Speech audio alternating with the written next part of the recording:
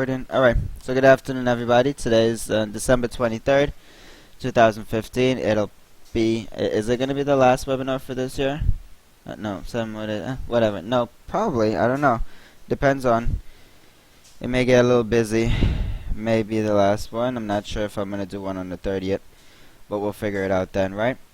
So this is like 2 days before Christmas.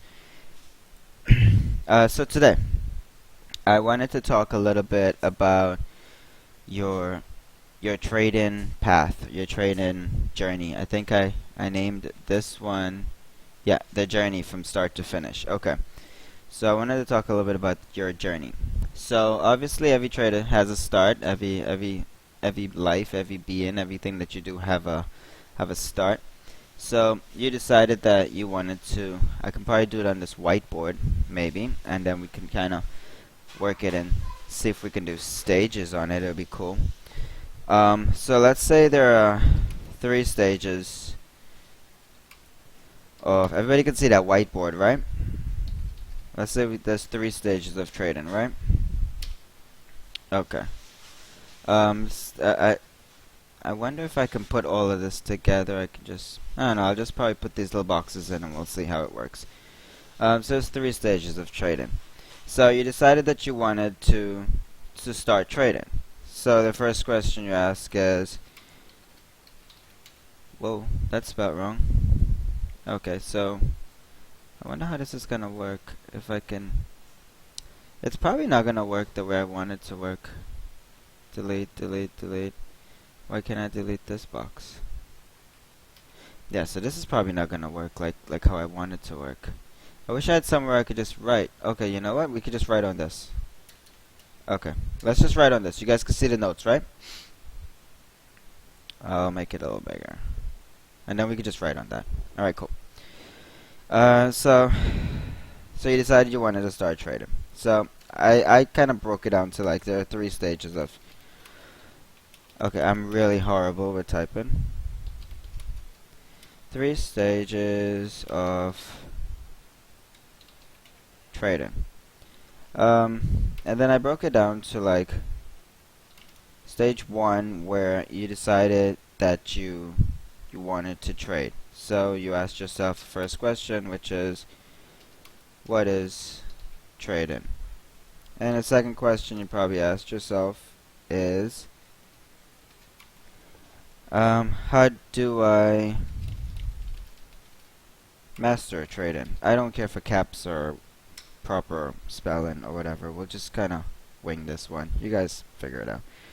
And then the third one, you guys can see these notes, right?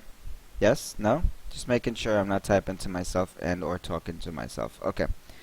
And then the third one is where you actually hit a wall, where you actually figured out that you think you mastered trading, and you want to know now, why can't I, let's see, achieve, A-C-H-I-E-V-E, achieve success. Okay, so you got your 3 stages of trading. Shouldn't really be a thing there. Okay, so 3 stages of trading. What is trading? When you started trading, did you even know what trading was? You know, did you even know that you can buy and sell stocks at you know, on your laptop, at home or at work or whatever? When you told people that you day trade, did they not look at you weird and say, what do you mean? What do you mean you day trade? You know, are you at Wall Street? I mean, do you wear a suit? You know, stuff like that. They look at you weird because I've had those questions. And a lot of this that I'm talking about is just because people ask me similar questions too. So, so what is trading? What really is trading? And I've had tons and tons of people just come up to me and go, what do you mean you trade? Like, you know, how do you do it? You know, do you need special programs, or, you know, like, I don't know. There's just really weird questions. And then you go into the second stage of your trading where you actually decide that, okay, this is something that I want to do. So you go out there and you buy all the books. We're going to do this one, right? The second one. You go out there, you go, you want to buy all the books and all the DVDs, and you want to watch every video out there, and you want to talk to every single trader out there, and you want to get as much ideas as you could, and you stay up late at night and you learn and you learn and you learn and you practice, and you blow up demo accounts one after the other, and I mean, I've when I started, I've blown up so much demo accounts. I couldn't even remember how many times I reset the damn things, because every time I blew up one, I just had to reset it. So I remember just like, and watch webinars. Yeah, I mean, like I've blown up demo accounts, and then I've blown up real accounts. That's when I was in my second stage, where I thought I had found the right strategy, or I had found the right indicator, or the right moving average, or the right people, or the right people to follow on Twitter, or what have you. And that's when you realize that now you're stuck in the third step, which is, why can't you achieve it? So now you know all the stuff. You know what to do. Well, at least you think you do. You know that, if you use a moving average, that it can point you in a direction. You know about candlesticks. You know about your L2s. You know about all your indicators, your stochastics, your MACDs, your volumes, your Elliott waves, your Fibonacci's, your Bollinger Bands, all that stuff, right? You've thrown all that on your screens. You've had more indicators on there than you can possibly use, and you can hardly even see your candlesticks after a while because you have so much. And then you just can't figure it out. You're stuck. You're hitting a wall. This is where most traders have to actually stop trading. And now you've gotten so far.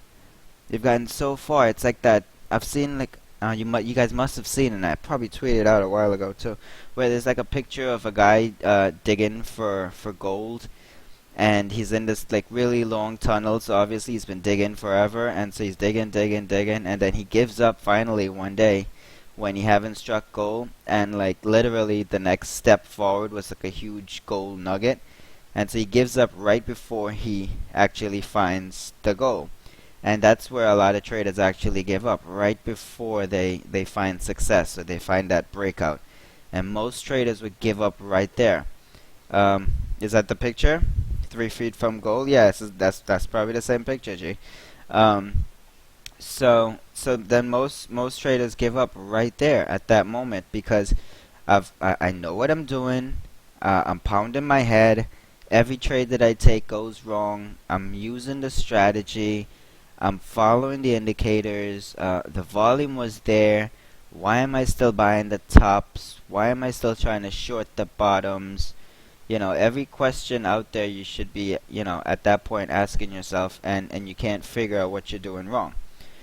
So, I think it all kind of comes down to, at the end, why are those three stages right there, why they're not working for you, or what are you not seeing, what are you not developing, what are you not mastering that can help you accomplish all of these. So I think really to cover all of that, it really all comes down to lack of. Wait, I should put in capital letters because some people just don't like to hear it, but it's the truth. The lack of discipline, the lack of support, and I'll go into what I mean by that, and definitely the lack of direction and your lack of focus. So, what does it all come down to? When you're at the first stage, when you want to trade, you want to get into this thing, you've blown up demo accounts, you've over here, you've mastered it, you've stayed up all night, you thought that you found the right moving averages or the right indicators to really master this thing, so you're at this stage here, and then you jump into this stage over here where you actually throw real money into it, and you just can't figure it out, you can't make it happen, it's just not working. You know everything that you should know, and it's just not working, so you're throwing your computers out the window, or throwing your keyboards across the room. You're running outside and screaming, or you're just staring at yourself in the mirror. I mean, I've done it all, so you guys can probably probably agree on a lot of this crap with me. So it all comes down here to a lack of discipline, a lack of support, a lack of direction, and a lack of focus. This dog is killing me. Okay, so lack of discipline. Well, obviously, you know where I'm at with discipline, as far as and we're gonna have to get into another webinar with that one, where I really get into details about some of the disciplines of trading. But your lack of discipline as far as your entries, exits, and how you utilize your strategy. Your lack of support. Now, support meaning traders like yourself, like in the same category that you're at. And it doesn't matter what category you're in. I don't care if you're starting off with $1,000 account, you know, a $5,000 account, but or if you work for a prop firm, I don't care. But the lack of support from traders that have been where you're at, or going through what you're going through, or experiencing what you're experiencing. So I think a lot of people actually do need support, and a lot of traders fail because of the lack of some of that support. So other traders now, they are lacking direction. Now, you need direction. A lot of traders that I work with, a lot of them are not horrible traders, and a lot of the guys or ladies that I work with are not horrible traders. They know what they're doing. They know what they want to achieve. They just can't seem to achieve it. Give me 1 second. Seriously. Sorry. So they know what they want. They know what they want to accomplish. They know what direction they should be heading, but they don't have that person to just poke them in the right direction. I mean, like, so you are a car and you can move. You have momentum. You just don't have a steering wheel to just steer you to the right direction. And sometimes a good mentor can help you with that. A good person just to talk to. So it comes into kind of like these two right here. They kind of tie into each other. A good person that you can talk to on a daily basis, maybe just relate trades, maybe just, you know, email. Somebody like me, you know, for example, it doesn't have to be me, you know, but it's anybody that can help you a little bit to see your way a little bit. Somebody that can point you in the right direction.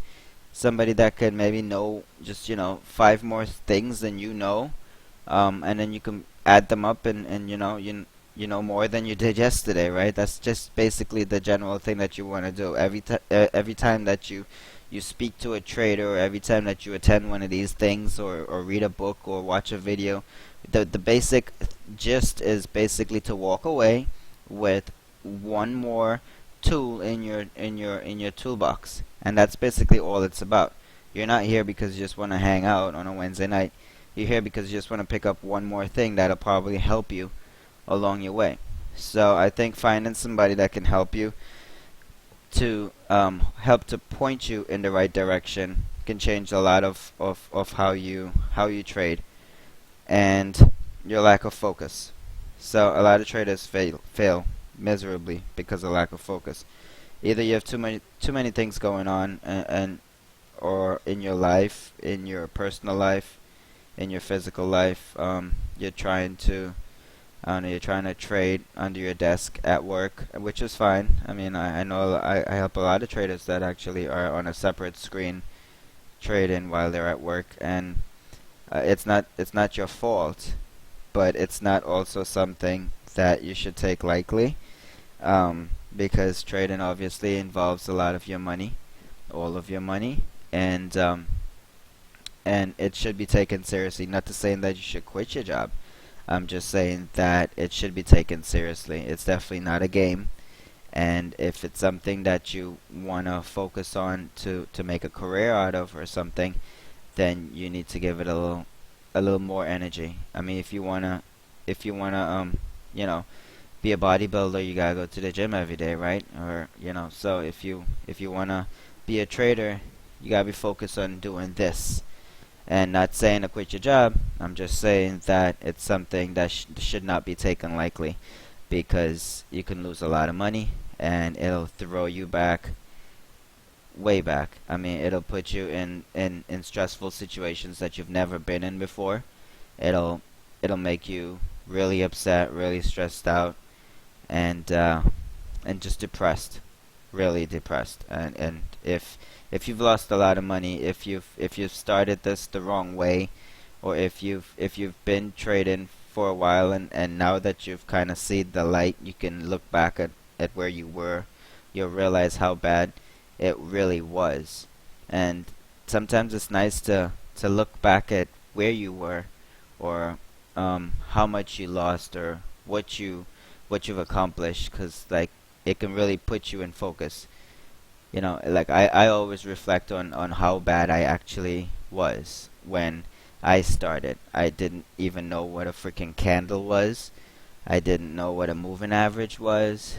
I just put money into it. I went straight from this stage to literally flying through this stage to this stage.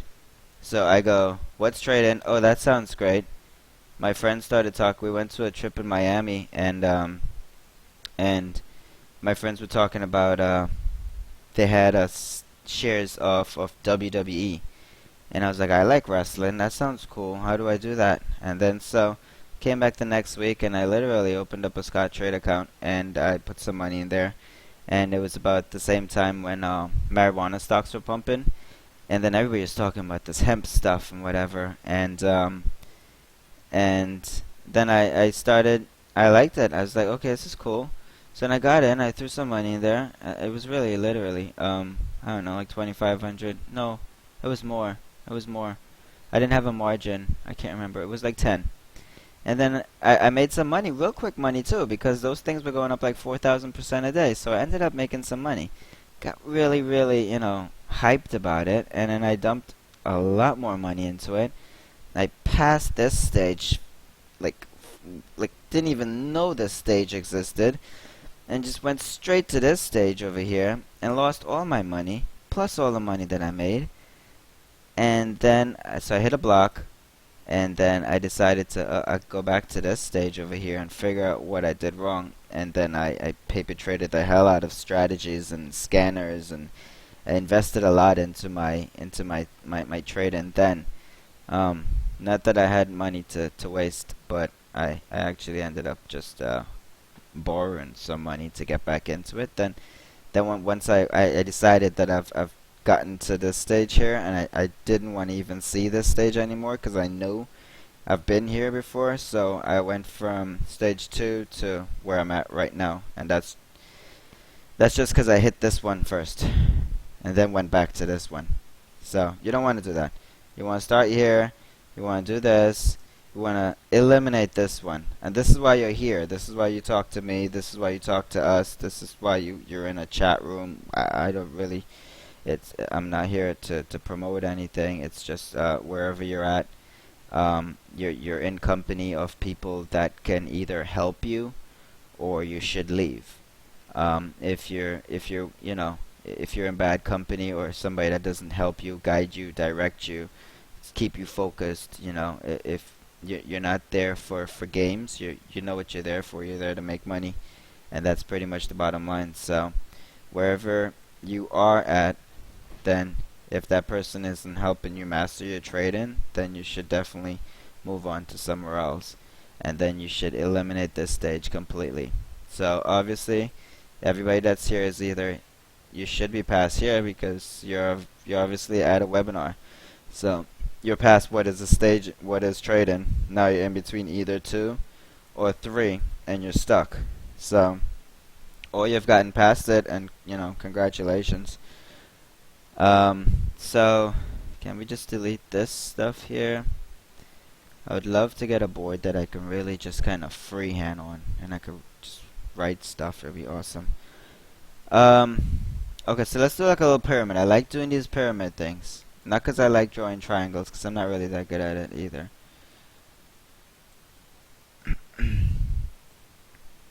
And this is obviously a bad one. Let's break it up into 3 sections and try to show you what I mean.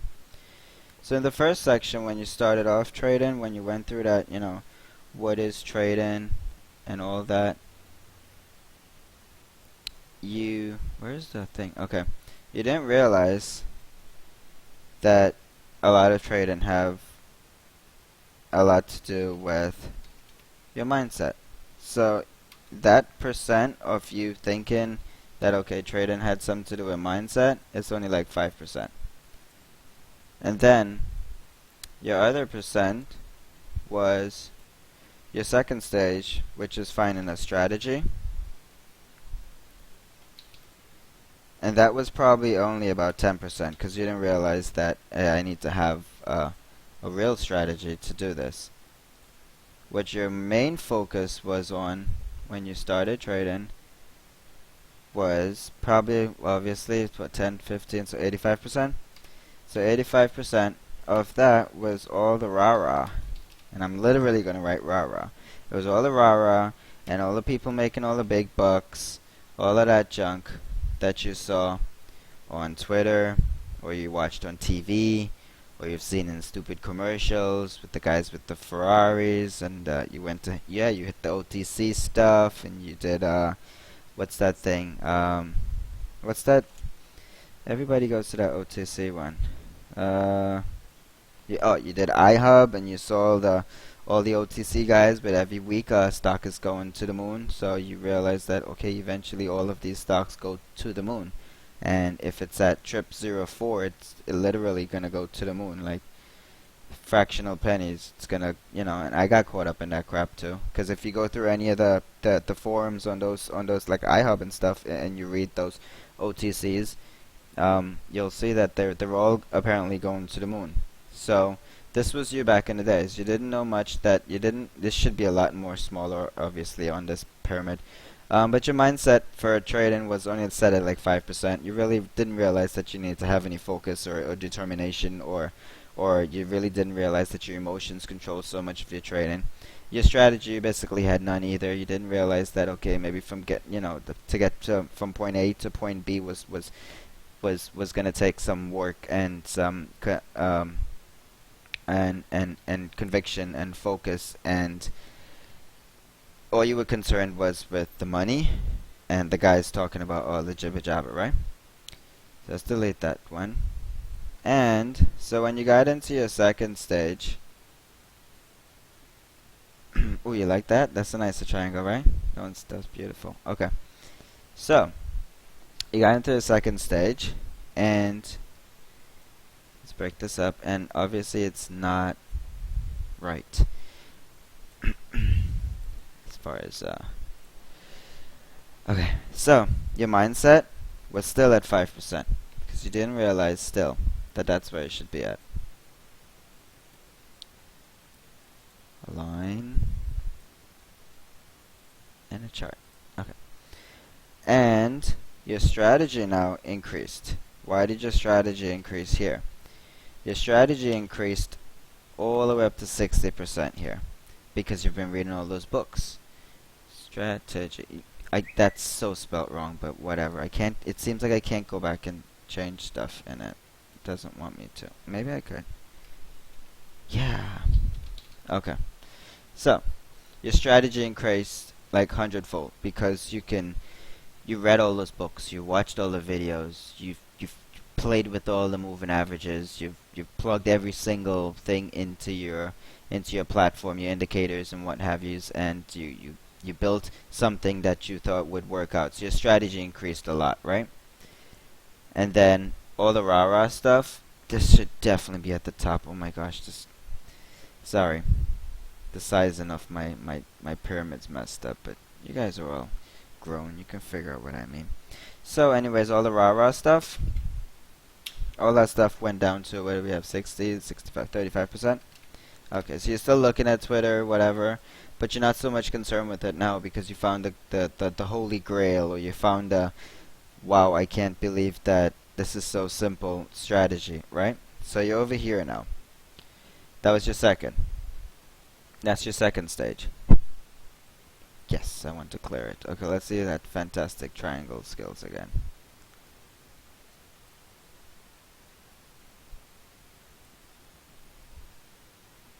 Yeah, I know that the strategies sometimes do suck. But you figure that out, and these are not sized proportionately, but you guys can get the idea. So you've hit the third one, right? So now your strategy, watch what happens, okay? Your mindset now goes up,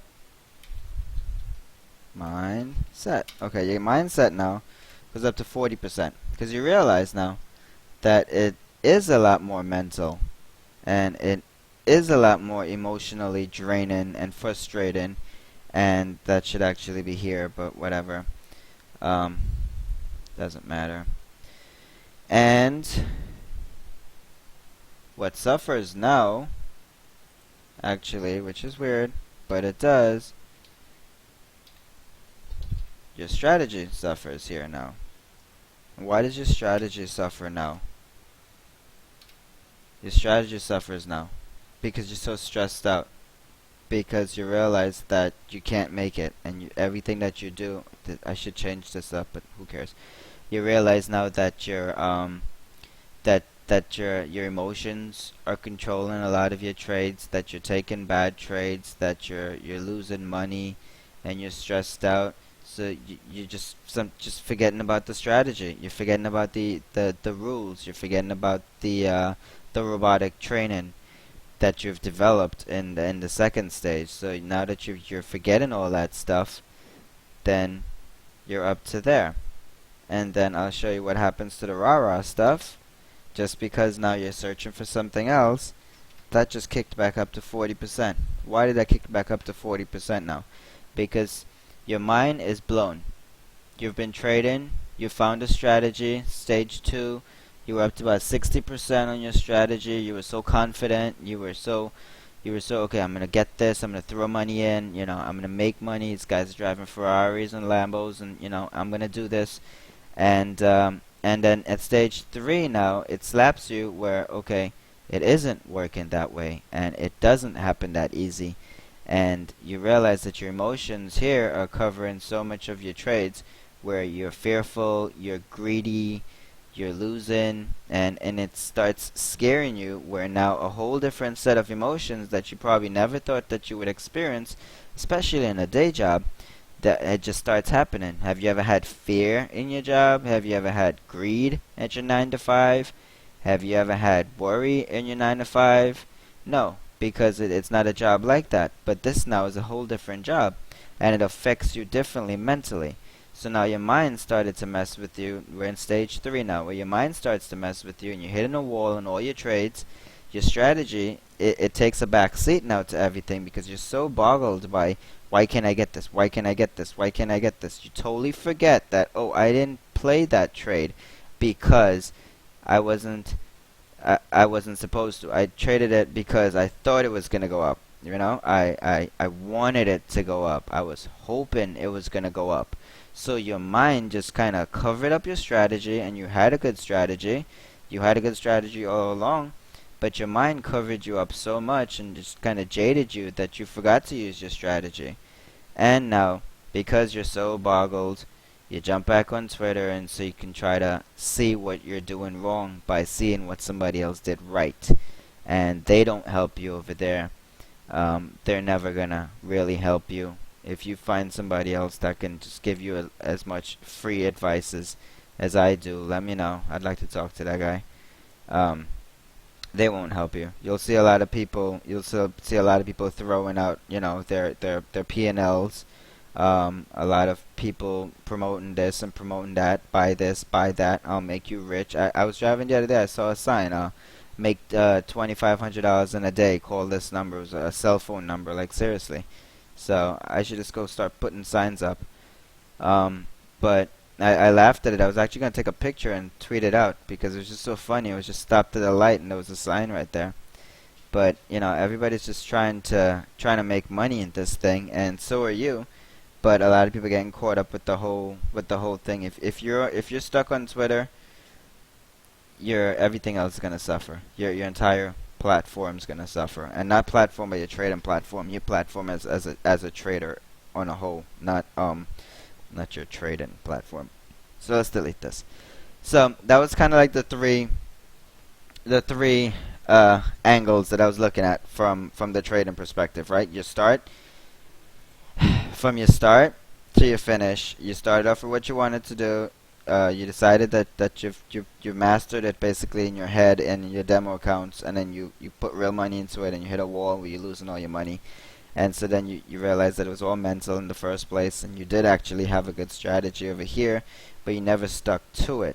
So now you got to figure out now why you're not sticking to it. So everybody here probably is in one of these stages. Hopefully that you are, if anything, you're over here. I know for a fact that there are a lot of traders over here though, and that's why you're here, and that's where I would try to like to come in and help you get past this stage, because I was there. And if there's one thing that you can count on, is that I've been there. And if you're down in the gutter and you can't seem to get your head above water, I've been there. Um,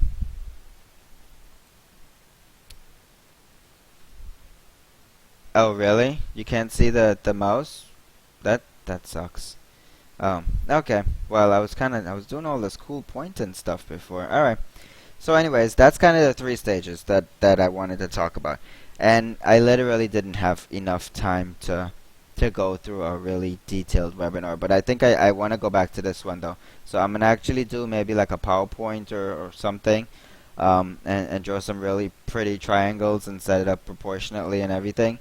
And I think we would definitely like to go back into this one if you guys are cool with that. I don't know if anybody's interested in that. Um, but I kind of like it. I think I can see a lot of grounds for some good conversations here. So I'm thinking I may want to do something a little more structured with this one. I just really couldn't today. I was so busy. I literally put this whole little few things together in my head in like 10 minutes before I came on. You guys saw when I came on, it was late. I didn't have time to really jump into anything. But here's the screen, and that's me, 30 minutes of blah blah. There's a lot of questions people threw out. I know it's kind of stopped right there because that's kind of all I got to write down in 10 minutes. But I can talk to you guys a lot, and if you guys want to throw any conversations up, we can do that, or share some charts, we can do that. Alright, so totally up to you. Let me hear what you got.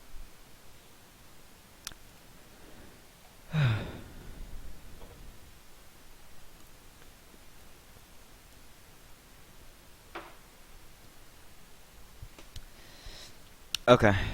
Um, what happened on it yesterday that you're concerned about? Done. The down day? Were you long? I tried to scalp it a few times long. It bit me. Okay, Barbara, we can do that. If you follow the strategy on this one, you would see that the 13 and the 8 never actually crossed each other. So even though I tried scalping it sometimes at bounce points, I did sometimes get 20-30 cents on it, but for the most times it didn't cause a reversal. And most of my trades, that I try to set up a reversal, not so much a scalp.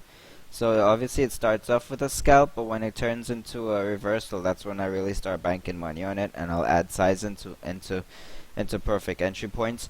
But for the most part, I played this trying to find a reversal point. Every time it hooked and it made a formation, I tried to come into it. It hooked and it made a formation. I tried to come into it, trying to pitch for a reversal on it, but it never happened. And obviously, sometimes I myself fail at looking at the bigger picture. And obviously, the bigger picture would have been that the moving averages never did cross each other. So that was a perfect signal there for me not to go in. So was it a bad decision on my part? I mean, for the fact that I was looking for a trade, yes, it was a bad decision because it never actually crossed each other back. That 13 kept over the 8 all day long, just rode it all the way down. Today, on the other hand, was different. We did get this here. I got this here at $26.30, right at that cross over here, and I tried I actually made a point on that one. On this trade over here, from 26.30, I sold over here at 27.30. But the cross actually did happen. So then today, because after what I did yesterday, I kind of fixed that today, and I waited for a perfect actual separation of the two moving averages. And once it came over to 50, you can see that the 50 moving average kept hitting it as resistance. Once the price action came actually over the 50 and those moving averages were separated from each other and the 8 was over the 13, I definitely wanted that long. So that's when I took long. And that's how that trade worked. Review ADMS. Okay. The trade should have never been stopped. This trade should have just when I showed it at pre-market at 25.90, came down here and I actually made my money on it. And I was really happy with it. A lot of traders asked me if I'm gonna play it again, and I told them no. Don, you were one of them. You asked me if I was gonna play ADMS again, and I said no because I was done with it. I made like 3 or 4 points on this or whatever. I can't remember how much it was. But I was actually pretty happy with this trade alone here, pre-market. Shorted up on the pop from no volume. And I missed this entire thing. And I actually just ended up scalping it here on volume, down here. But for the most part, this was my focus here. And I didn't expect this kind of move. The I think the analyst upgrades came in somewhere around here. And I just didn't bother to play with it. I was doing other stuff. But this was a totally nice move. It really held over that 13. If you rode that 13 all the way up as your stop, you can see that it never once came through it. So, Barber, you were asking about the ADMS. Yeah, if you use the strategy 813 crossover, then you, even if, okay, say at open, right, you use this strategy at open, you missed this entire thing, and you realize that the 8 is still over the 13, you can take an entry as long as it doesn't break the 13.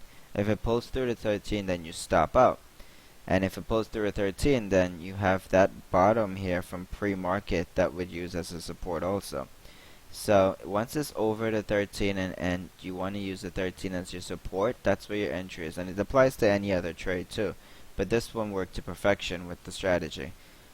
Even if I was focused on this one, I would have definitely played it. But I wasn't, honestly. I took my whole focus off of this after this here. I felt like I had enough of it, and I really put no effort into it for the rest of the day. I mean, it was a monster win for the rest of the people that were in chat. I know AJ played it to perfection, and I actually took a short position here at 30.70 into close. But pretty much this was my focus here. I was so much more focused on that push at open for Solar City, and I nailed that one to perfection. And what else was I watching right at open? I had 2 or 3 stocks that I was looking at just right at open. Oh, and I think I was looking at CLG, and I was also looking at, obviously, who wasn't looking at Nike this morning. So that was pretty much what I was looking at. Oh yeah, and that Rovi was just gapping up for no reason and just kept pushing. Just really, it squeezed me. Then I sat back and I kept telling you guys I'm just gonna give it some time, and I added up at the top, and I ended up missing all of the nice downside. When I finally added up at the top, I missed the whole thing. I added up at the top. I wasn't at home. I did it on my phone, and I didn't have a chart or anything to reference it. So I just added, and whenever I got I was even, I sold. So I came out flat basically on this trade. After I was being so patient with it, but I had to step out. I just had to do it on my phone, so I couldn't really play. My phone's really delayed on charts and stuff. I didn't want to mess with something like this. How did I know that Solar City was going to push at open? We were talking about this pre-market. Okay, I don't have to go back that far.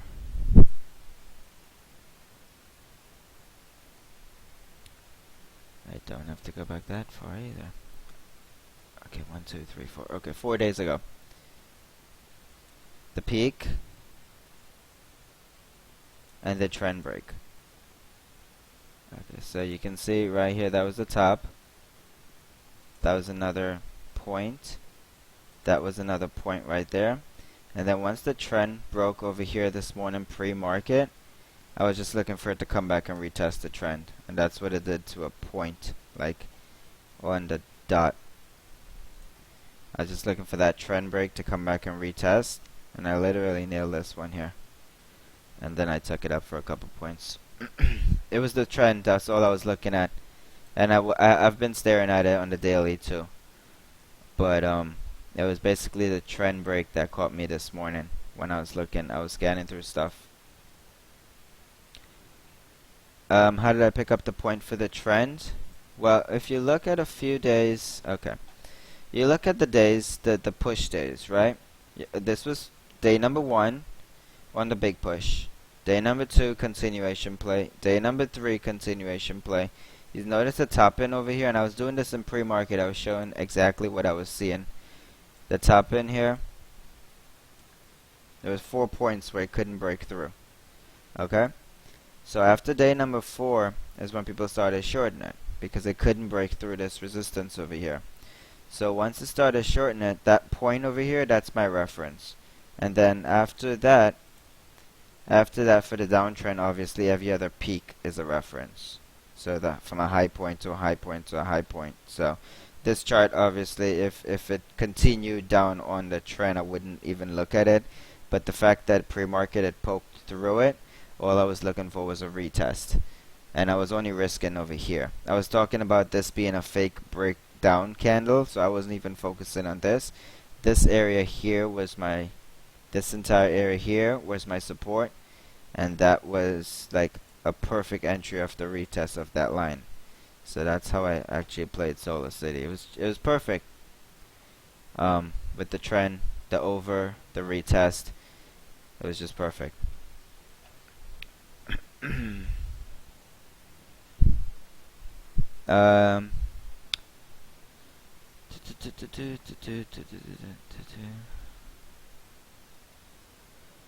Any tips on choosing if you can only do at one time? Okay, you're only able to get into one trade at a time. Okay. Okay. So then you'll only be able to basically swing, right, Tracy? That's what you're telling me? So then you're looking for swing setups, cause you're on. Okay, why not then? Cause of your job, cash account, not marginal, any of the above.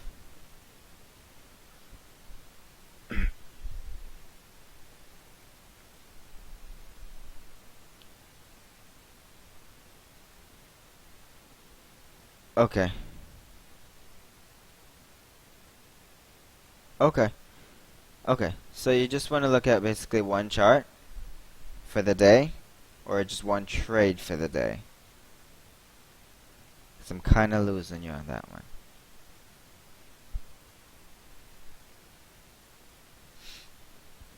And I'll wait. You can type. Type me a whole note while I answer this other one, okay? But I definitely want to talk to you about it. In the room. Okay, so there's 10 setups in the room. How do you pick the right one? Yeah, sometimes that gets a little confusing. A lot of people, how do you pick the one that works the best? If you had a time machine, it would be perfect. That's the question right there, Tracy. That's the $1 million question. How do you pick the one that's gonna work the best? It's a gamble. No, I can't tell you that. If I could tell you that, I wouldn't be talking to you guys. I'd be making a DVD in my Lambo somewhere. But how can you pick the right one? Okay. Really hard. Okay. How can you break it down though? Okay, I can tell you how to break it down. Break it down by prices, for example. So just go by elimination.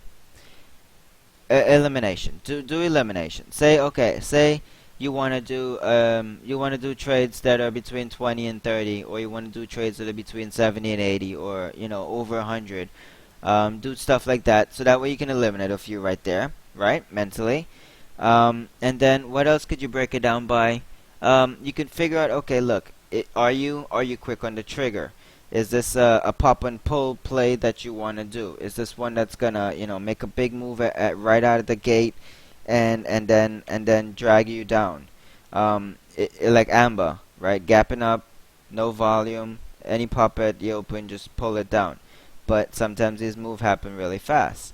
So like with this one, I was just busy with Solar City and I didn't have time. This one was perfect too. I saw it on my other side chart and I was like, oh, I want to get that one too. But I was really focused on nailing Solar City at the same time, the first candle when I was trying to nail Solar City. So, and I knew that trade would be a lot more fun. But like with this one, okay, so also decide the price range that should eliminate 102 maybe, and then also eliminate maybe the ones that you shouldn't have a quick trigger finger for, if you're not into that. That way, like the ones that says maybe just like a quick pop or a quick pull at open, like maybe those you don't want to play.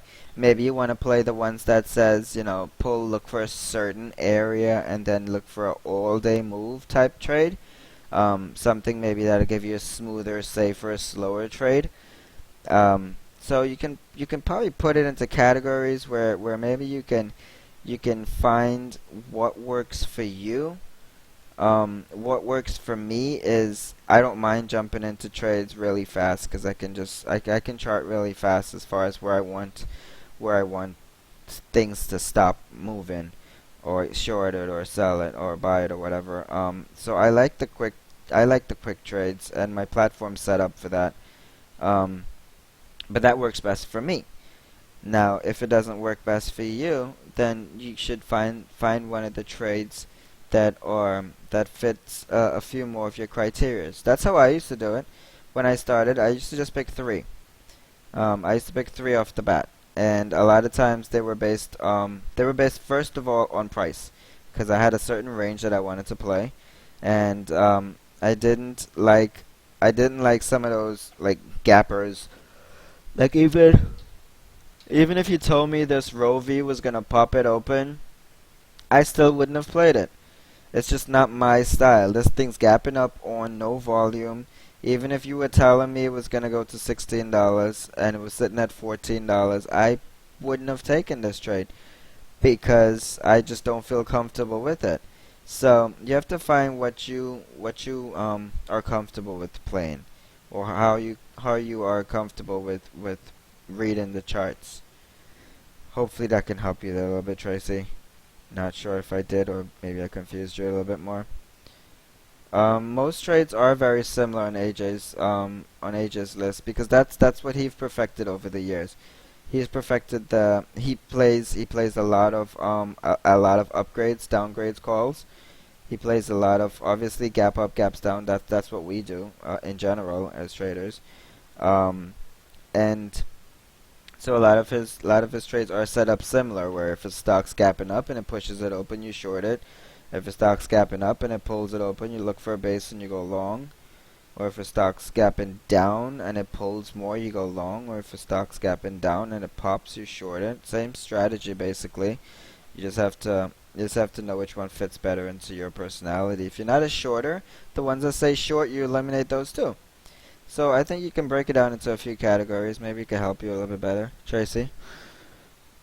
I mean, just PM me in the morning too. Maybe if hey Barry, what do you like? I mean, I always have a couple opinions. A lot of people ask me what do I like 2 seconds before the market too. Solar City was big on my list this morning. What do I like? Solar City. It was just straight on my list. That was my main focus. Alright, Corey. Thanks a lot for coming, bud. So, shoot me some question, guys. Anything. How would I have played AKS? AKS, okay. Okay. So you've switched around some of your time frames. Gapping up. pop it open. I'll put on to 1 minute just so you can see exactly what I'm talking about. Stock gapping up. Stock gapping up. Pushes it open. You short it. That's the gist. If I did this way back earlier in my webinars when it was just a few of us. It's like a runner. I'll do it again for people who've never heard my theory on that one. It's like a runner. He's running over here. And then, okay, so this is the open. But instead of taking a breath, he pushes more. So obviously he's going to fail. So he's running, then he pushes more. So he's out of breath, and then he's going to fail. But if he ran over here, and instead he took a deep breath, he's going to have enough strength to push more. So that's how you want to play gap ups. So that's kind of just I don't know, just the idea that I like to throw out there about that runner. Are you confused? Okay, no, that was just another question. 1 sec. So that's how I would have played this. If it gapped up and it popped it open, I'd be looking for a top. Now, where would you find a top on that? Let's just go back on the chart real quick and see where the top would be. Obviously, you know that this range here, this range over here is your top end because it obviously double topped over here before. So what you'd be looking for is the bottom of this range over here to be your short, which would be here, because this candle over here is a fake candle. It's not actually a real candle. Not that it wasn't there, but the fact that it pulled in and out of this entire formation here without closing in or out of it, it was a fake candle. So that was just that was a fake out right there. So how did I know over here now? If you had come back on this time frame, knowing that this area was your resistance, right? Why did I pin that yellow line there? You see 1, 2, 3, 4 areas of support right there. And that 4 areas of support would have come right over here, being the area of resistance now.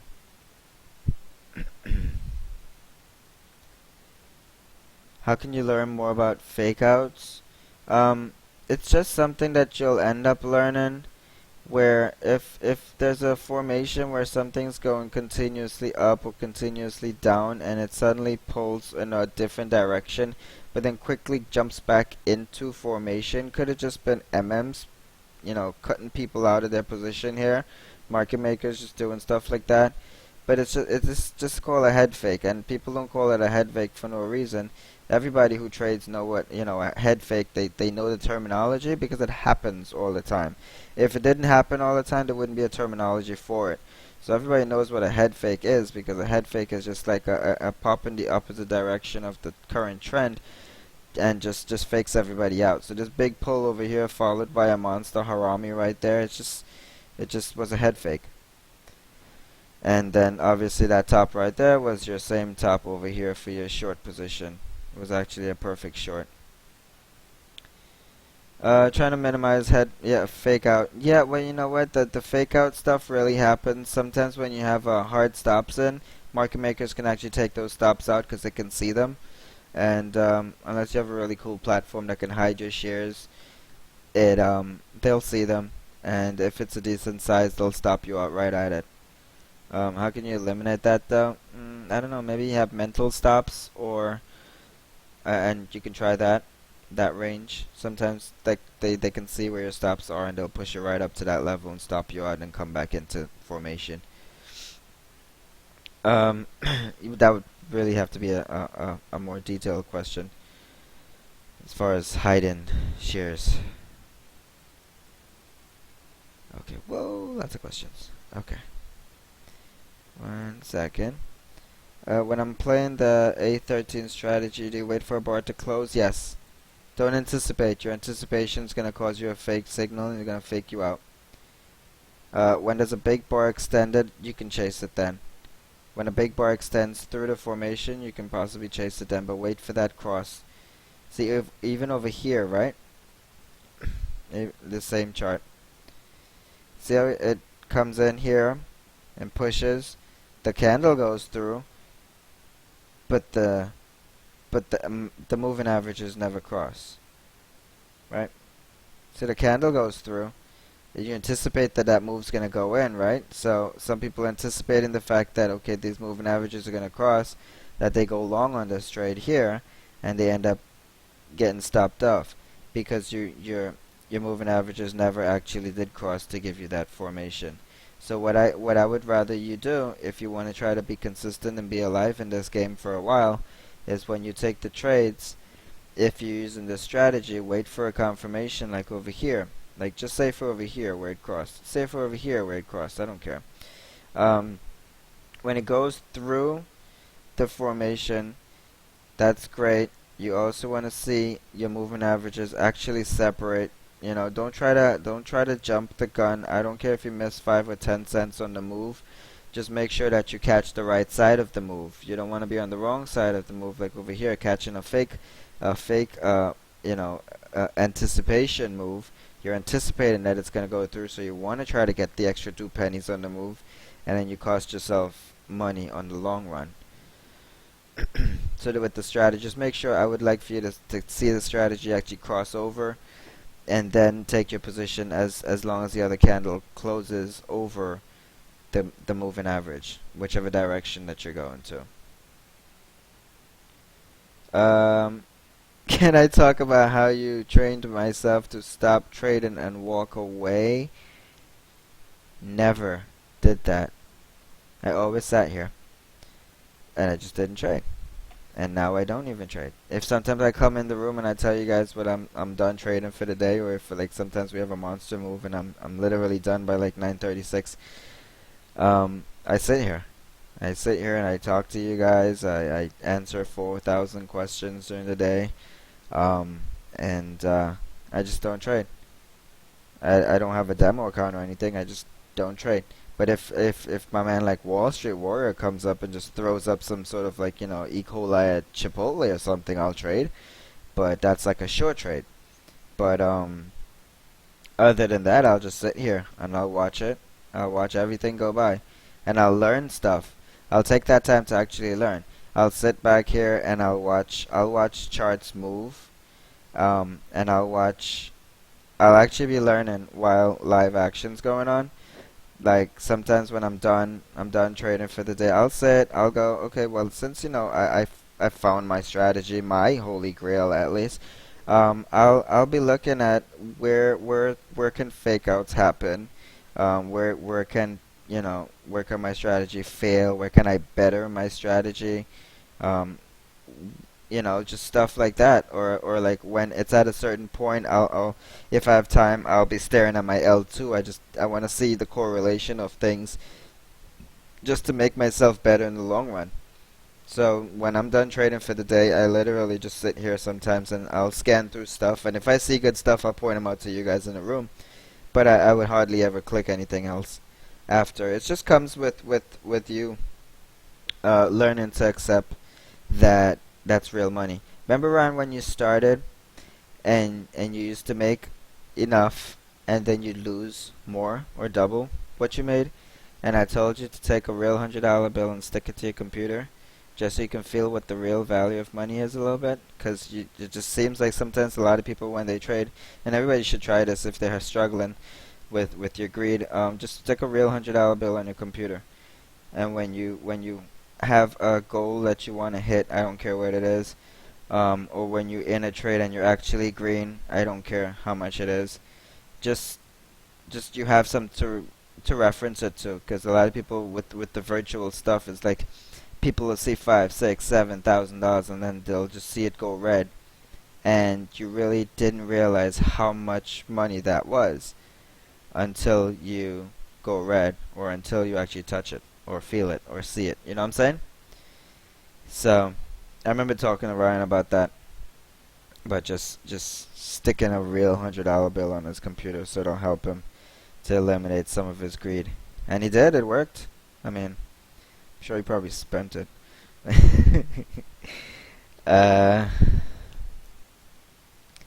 What scanned the volume? Da da da da da. It really works with the L2.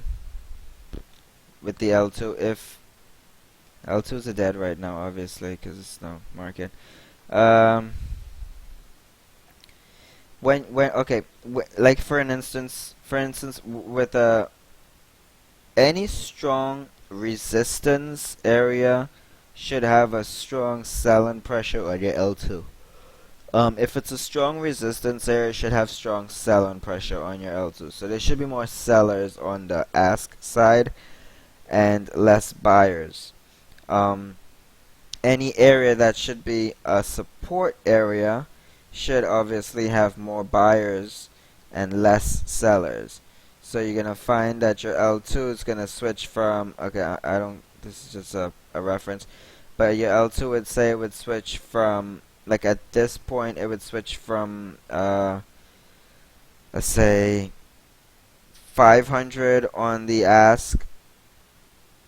Okay, over here when there was a strong sell-in over here, it would be like 500 on the bid to like 5,000 on the ask, and then over here it would be like 5,000 on the bid to like 500 on the ask. So then you see the difference on the L2 where there's more people saying I want to buy this stock here. That's all they're saying. I want to sell this stock here. I want to buy this stock here. And that's what the L2 is telling you. That's all the L2 is trying to tell you. That there are more people here that want to buy this stock at this price, or there are more people here that want to sell this stock at this price. And that's it. Nothing really, nothing really crazy about it. You want to get into the details of it, well, we could do a whole webinar on that. But that's the basic fact. It's just imagine that there's 10 people in a room and that's your L2. And if 8 of them are saying I want to buy this stock here, then there'll be the bids. If they're saying I want to sell this stock here, then there'll be the ask. Okay? That's just it. It's just a basic it's obviously a graphic description of what's actually going on, but it's nothing crazy. It's just basically more people want to buy or more people want to sell. We can go into the details of that maybe on another day.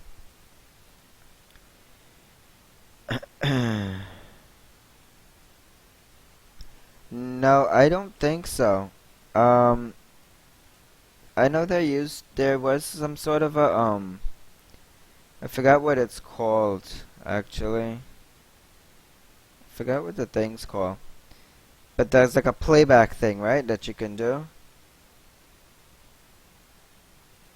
Like a day playback thing? Yeah, oh, market retrace. Let's see.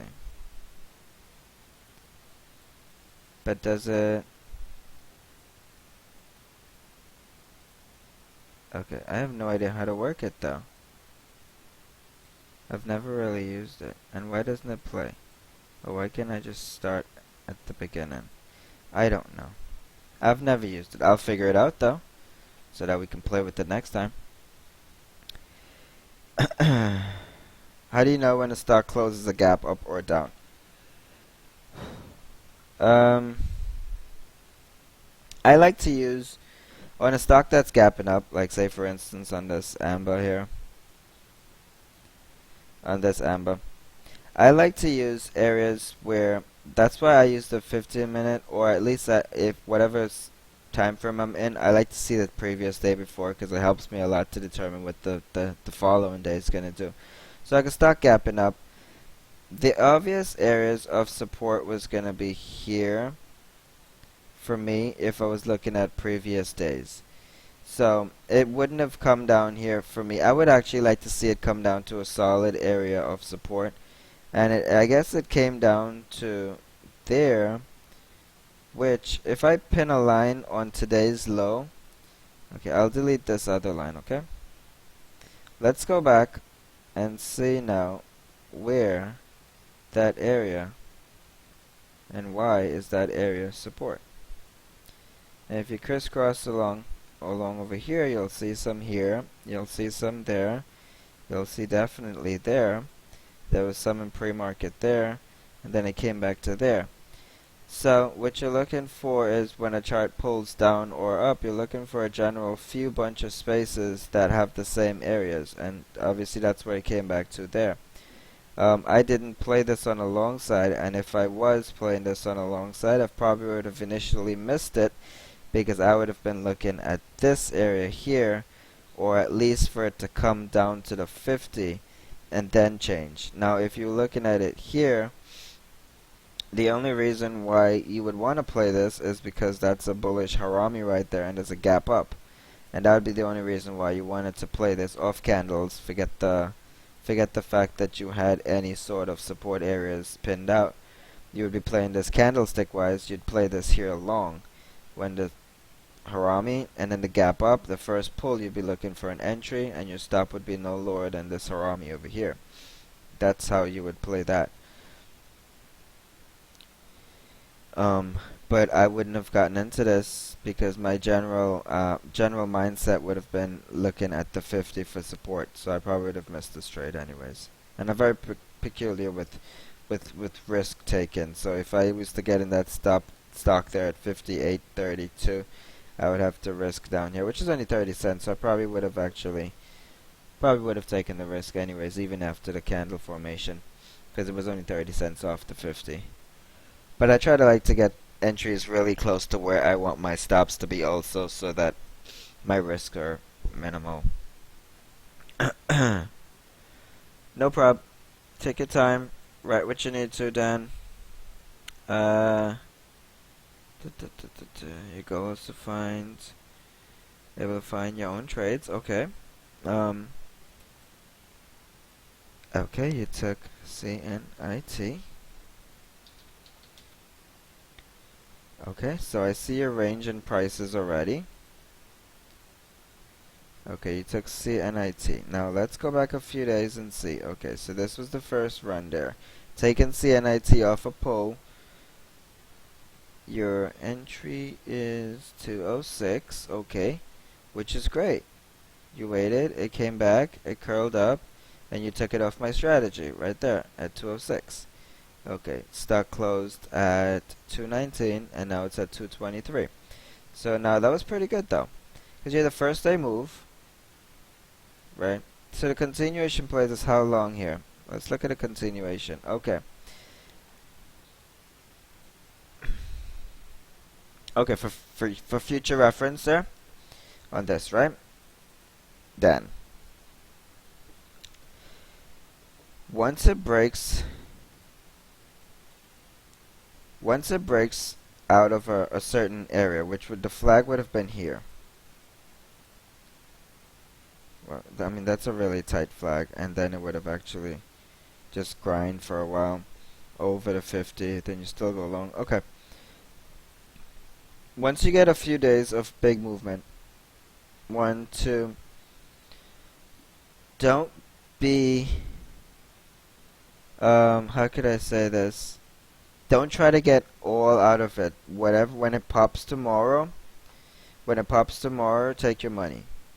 Just because you're pretty much on a big push here. You see how it happens here, where there's a few succession, like a nice little push there, and then it pulls over here. That's the same thing's gonna happen here. It's gonna push up, and then it's gonna pull, and it's probably gonna pull down to. I would love to say this way, but I think it's gonna go lower than that because that just one peak over there is not enough for support. So even if when it pushes tomorrow morning, because it's already gapping up 3 pennies or 4 pennies from the close. So when it pushes in the morning, get out of that position. What you're looking for is you're ultimately looking for a break over 247. So when it gets close to your 247, you take most of your position out and you hold a little bit for that extra squeeze just in case it has it. And if it goes over that, then your 247 is your support. And that's it. You try trading during lunch and you miss early moves, and that's not a problem. You know, you got a job, you got 9 to 5, you got to pay the bills. Any midday scans, recommendations, and you know the funny thing is the midday is basically the slowest part of the day. You would be looking more for, if you're doing only middays, change your entire thing, and this is just from me just experiencing stuff. If you're gonna miss this amount of the day here, right, and you're coming in midday, so you're basically trading this portion of the day. Switch your platform to a smaller time frame. so that in this section of the day you can catch just a itty bitty move on that trade or in any other trade. Let's look. I mean, obviously AMDS was a nice one. So you're basically trading, what time is that at? 1:12. Okay, so you're basically trading this time of the day here. Just saying. So you switch it up to a smaller time frame where you can catch a little move. Now if you trade in this section of the time frame here, forget the rest of the stuff because this is your entire day basically, right? So what you're going to be looking for here now, in whatever time frame that you start trading at, you'll be looking for a flag. And once that flag breaks out, then you take some long. And obviously in this time frame, your 50 was your support right there because it bounced off. If you looked at the chart, it bounced off. It came under, but it reclaimed it here. Then it came back here for support. Then it came back close to it over here again, and then it pushed up. So if you're trading this portion of the day as your entire day, basically, you look for a really cool little setup, and you play a small trade. And it could work with any other stock, obviously. If you're playing, what time? 12 o'clock, right? Sorry, 12 o'clock, whatever. You're looking for any kind of setups that can help you do the right thing. So you come in over here, you have a smaller time frame, you have an hour and a half for lunch, whatever. You look for a cross, a MA cross, right? And okay, so then you're good. So look, that was 11. Okay, here. 11:30 to 1:30. That's your bracket right there. Okay? If you came in here and looked at AMBA, you found that strategy right there would work for you for a crossover. You took some long and you got some long at $58.80 and you sold at $59.47. You finish your hamburger and you go back to work. I mean, you're going to have to use a smaller time frame. Use a smaller time frame because obviously you're not trying to catch monster moves. You can't use a wider time frame because it'll be too slow for you to play. You'll never actually find a proper move. You'll miss this, or you'll catch this all the way at 58.95 when you wanted to catch it at 58.80 or less if you're using a small time frame. So that's my advice to you. Just use a smaller time frame and play something that's moving. If you're part of our room, not sure if you are. If you are, then you played KYN. Okay. If you have a 9 to 5, I doubt. Okay. But if you did, okay, look at this one. On the 3-minute, 1 day, you get out at 11:30. Right? That's what you said. 11:30, which is right there, to 1 o'clock. So that was your time frame. Okay? If you came in here and you just played this one,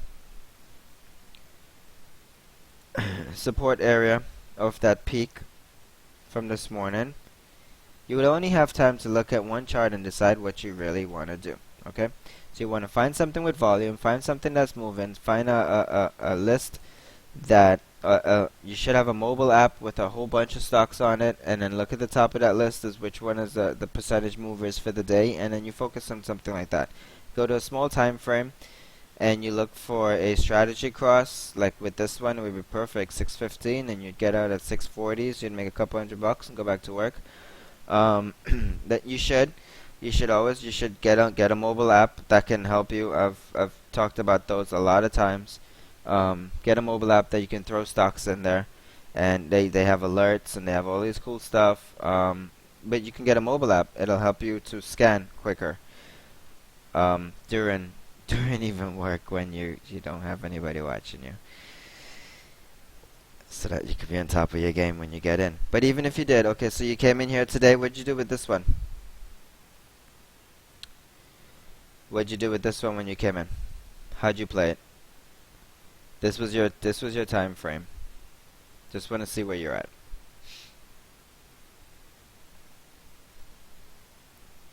And anybody else can ask me anything else while we're waiting.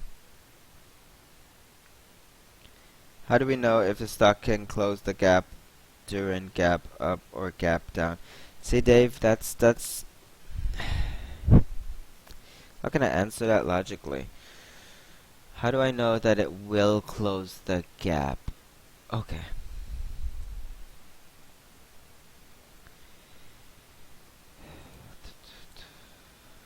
I gotta find one. I gotta find one that gapped. Sometimes it's a misread too. Like Rovi. Misread. Alright, I was expecting a pullback on this one. It's just gapping up on no volume. I was expecting a pullback on this one. This was a misread on my part. It should have come back down. I expected a really nice pullback off of this one. Total misread. How can you guarantee that you get it right? Can't. Stocks will do some weird stuff sometimes. It'll do some very very weird stuff sometimes where they gap or they don't gap. I was talking about ICPT this morning on pre-market. I said look at this one for a pop right at open too. There was this trend over here that was broken from yesterday, and I didn't play it, but I did call it out pre-market for that trend was breaking right there for a pop right at open. This one wasn't gapping up though. It was just that trend break formation that I love to play that. So now you'll be looking at this bigger trend to break on ICPT. See a peak right there?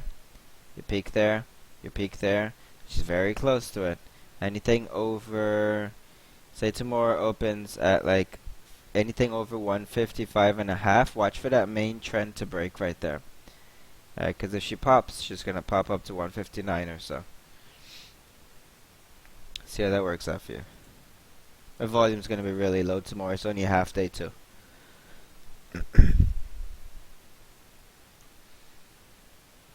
I try to, Mike. I mean, like, you know, I gotta put some thought into it sometimes. Like, when the questions are asked.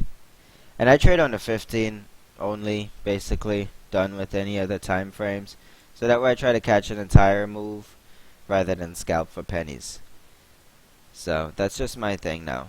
I don't want to. If I get into trades, you'll see me get into trades sometimes early in the day, and then like it'll be late in the end of the day. Then I'm like, oh well, I'm finally out of this position or something. It's because I gave it time, and I use a wider time frame, so it doesn't compel me to sell into every up or down tick. Not worried about getting in or out quickly. I'm actually looking for a trade, a real trade, and if it works great. And if it doesn't work, that's why I have stops. So I'd rather get into a few trades that I can have tighter stops on than scalping in and out all day burning commission. I just don't trade like that. I do alert a lot because I see a lot, and my scanners never stop. So there's no sense of me just keeping all the stuff to myself. And sometimes they work great, and sometimes they don't. I alerted RLYP today. That was just one of them. I alerted that here of the volume spike over here, and obviously the move's just continuing, and there's some other talks about it. I just saw some Twitter stuff about it, so I'm not sure how it's gonna play out on the daily chart though.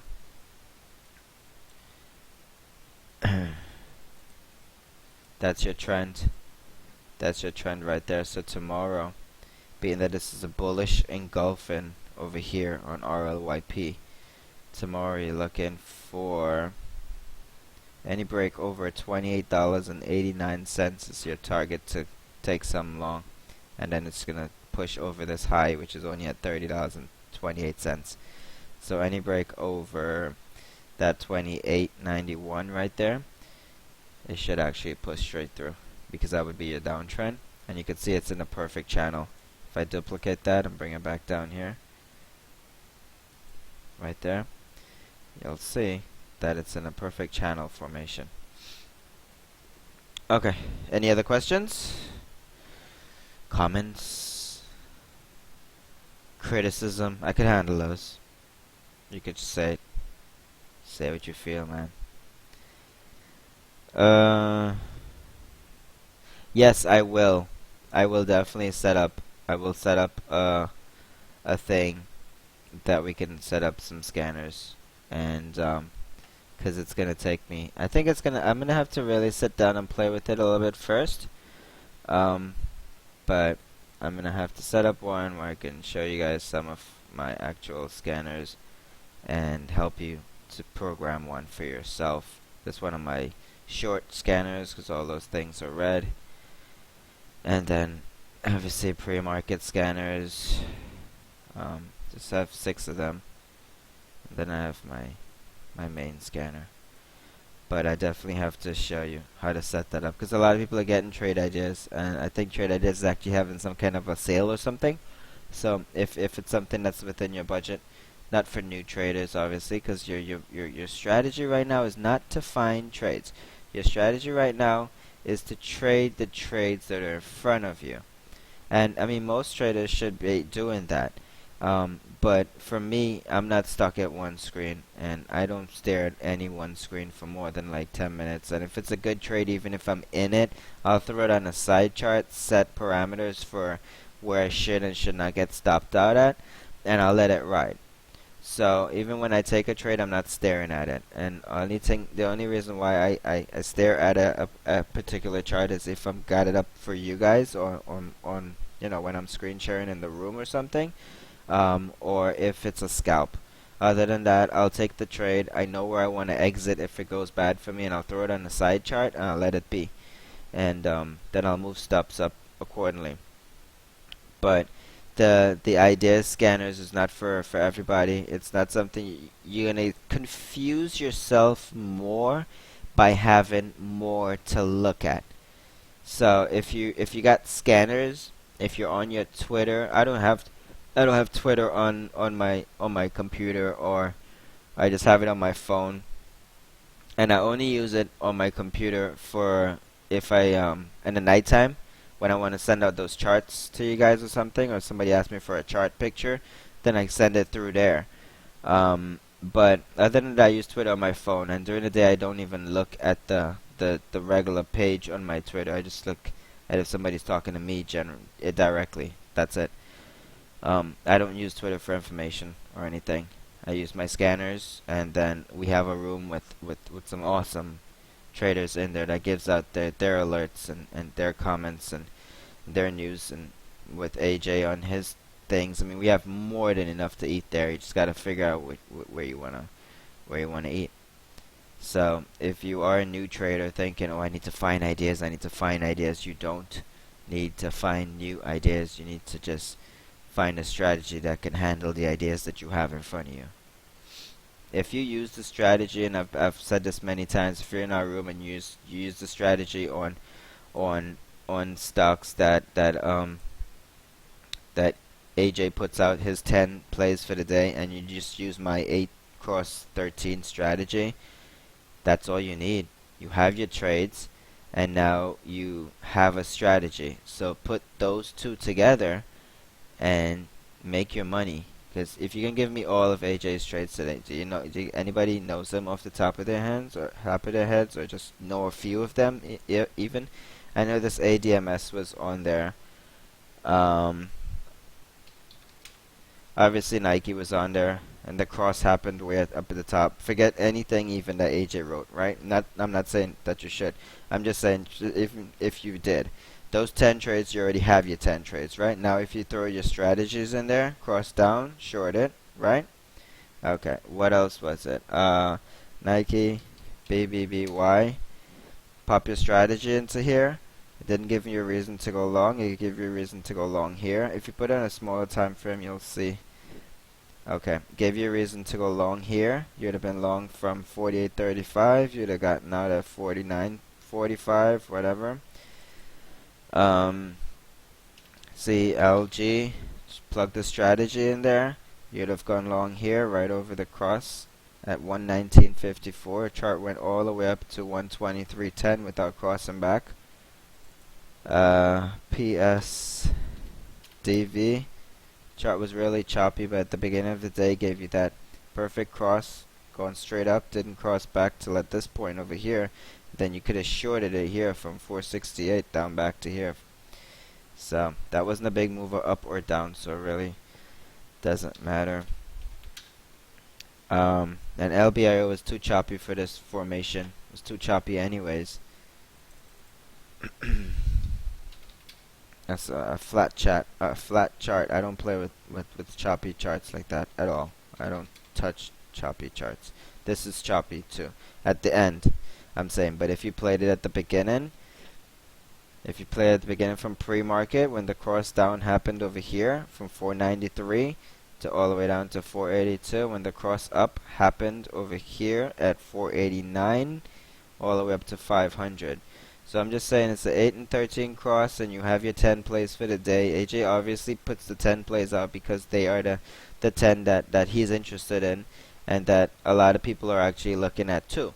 So for the fact that you don't have to put any research out, to research or find your own trades, they're already there. Just plug them in, put up 10 side charts, put them on a 5-minute chart, and put your strategy to work. Now you're a robot, okay? Now you're a robot. I'm not looking at this chart. I'm not looking at this chart. Chart crosses over it, you buy. No questions asked. That's it. Whatever it comes up. You gotta be robotic. You have to be robotic. Otherwise, you're gonna get your emotions. What is that? KMDA? Oh, I put A. KMDA. That. No, it is a stock. Oh, really? This was a chart today? Well, that's just weird. Okay. I just don't see this. Had like nothing going on. Sheesh. Had a PR? Really? Look at that thing. Looks like a polka dot dress or something. It's ugly. Okay, NLNK. Same thing. Strategy. Well, obviously you missed this, right? Because it obviously was gapping up already. So, and you missed this, and it never actually crossed down for you to get into a short position. But it did come across over here in the short 37.12. I mean, not a huge move, but if this was the gap up and it was missed already, just wait for the strategy. Remember, you're a robot, alright? That's all you are. If it doesn't work to you, it doesn't fit into your formation, your strategy, your plans, just leave it alone. Move on to something else. That one, ARP. Same thing. Cross up since yesterday was actually a continuation play from the end of yesterday, and it never came back through the formation. So, I mean, it's just, I can go through thousands and thousands and thousands of charts, and you'll see the same thing continuously over and over and over, where the formation, the strategy, the charts, they work. They will always work. So, anyways guys, let me I'll stop recording.